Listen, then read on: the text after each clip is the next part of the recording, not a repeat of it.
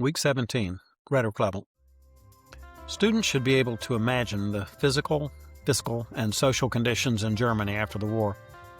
Remind them of the intense bombing campaign that the Allies had rained down on German cities in the final years of the war, and also to the fierce determination with which Hitler commanded his troops and his people to fight on after all was lost. Germany's physical infrastructure was shattered, and the country was bankrupt.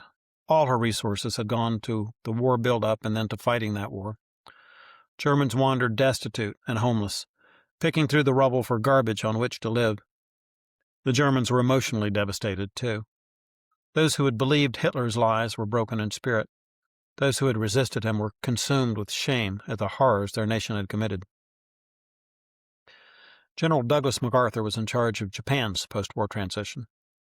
As the Japanese emerged from the war, one thing they faced was the devastation in their cities from heavy bombing. Because of their no-surrender policies, there had been particularly heavy losses of life. Their population was now decimated, making it hard to rebuild. MacArthur's staff wrote a new constitution for Japan, giving to the people a democratic government. He transferred the privileges that the emperor had held in name and that the military government had held in fact to the people.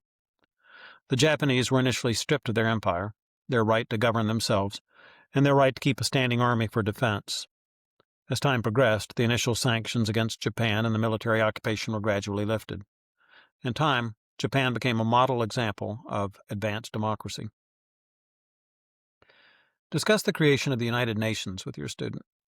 In an effort to maintain international peace after the war ended, the Allies had proposed the formation of a new organization called the United Nations, Roosevelt's preferred name for the Allies of World War II, that owed much to Wilson's League of Nations in concept.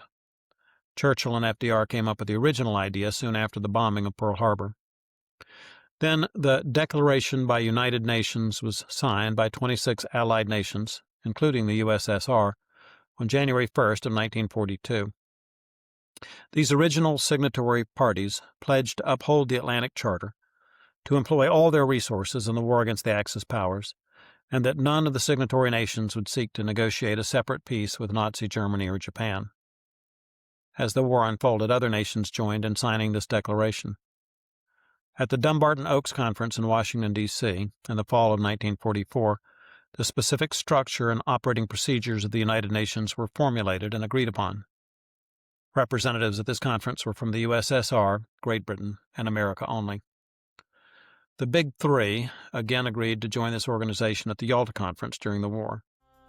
There, Stalin demanded his sphere of influence in Eastern Europe.